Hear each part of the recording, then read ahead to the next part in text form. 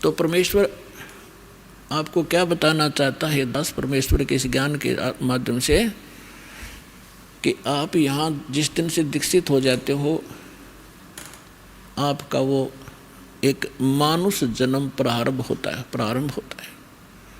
उससे पहले आप मनुष्य शरीर अवश्य था, लेकिन कर्म मनुष्य के नहीं थे। सभी सद्ग्रंथ, सभी संत और खुद परमात्मा आकर बताते हैं कि परमात्मा इस मनुष्य जीवन की प्राप्ति आपको केवल परमात्मा प्राप्त करने के लिए और जरा और मरण के संकट से छुटवाने के लिए ही प्राप्त होता है। आपको ज्ञान संपूर्ण होता नहीं, और संसारिक लोगों से जो ट्रेनिंग आपको मिलती है उसमें दृढ़ हो ही जाते हो। कोठी बना ले बेटा, उस लड़के ने देख ले थोड़े से दिन हुए नौकरी लगा था और 2 कोठी बना ली, तो हमारे वो इंजेक्शन लग जाते हैं। हम फिर वही टारगेट लेकर आगे चलते हैं नौकरी में या कोई बिजनेस में। कोठी बनाऊं, प्लाट लूँ, कार लूँ बढ़िया सी, और 1 मिनट में मृत्यु हो जाती है और कोठी कार धरी धराई रह जाती है। कबीर साहब कहते हैं राम नाम कड़वा लगे, राम नाम कड़वा लगे, ये मीठे लगे दाम, दुविधा में दोनों गए, भाई माया मिली ना राम। पुण्यात्मा,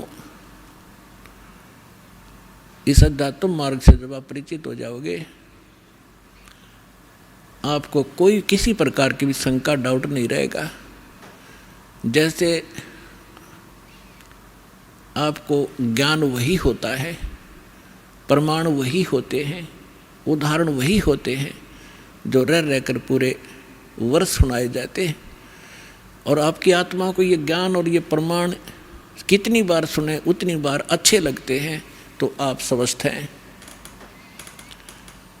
और जिसको ये महसूस होता है कि ये सत्संग तो मैंने पिछली बार भी सुना था, ये बात सुनी थी, तो ये आपकी कमजोरी है, आपके कोई वीकनेस आत्मा में आ चुकी है। जैसे एक स्वस्थ व्यक्ति होता है, वो सुबह खाना खाता है, रोटी वही होती है, थोड़ी बहुत दाल सब्जी में बेशक फर्क हो जाए, अंतर हो जाए, और सुबह खाना खाया और शाम को वही रोटी फिर रखी है और आपको रुचि नहीं बन पा रही है, तो आप अस्वस्थ हो गए हो।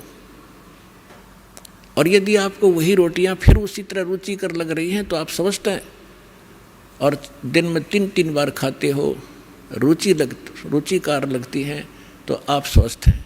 इसी प्रकार अब ये ज्ञान वही है, और जितनी बार सुने और जितनी बार ये आपको उतनी ही बार आपको ये अच्छा लगना चाहिए, तो आप स्वस्थ हैं। अन्यथा आपको फिर कोई पाप कर्म ने घेर लिया।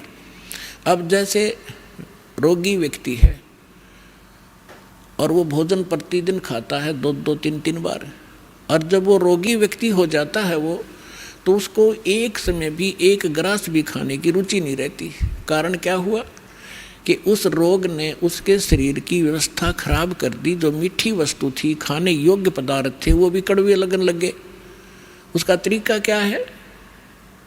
उसका तरीका ये है कि कड़वी, जैसे किसी को मलेरिया हो गया और उसने वो कड़वी कुनीन रोटियां तो भी कड़वी वो खानी पड़ेंगी, ना चाहते भी खानी पड़ेंगी, चाहे वो रुचि कर लगे चाहे ना लगे।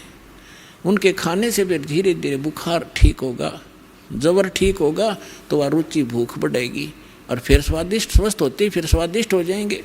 तो इसी स्वादिष्ट लगा करेंगे। इसी प्रकार ये सत्संग के अंदर ये दोनों डोज हैं। इसमें आत्मा का आहार भी है और ये ट्रीटमेंट, ये उपचार भी साथ होता है।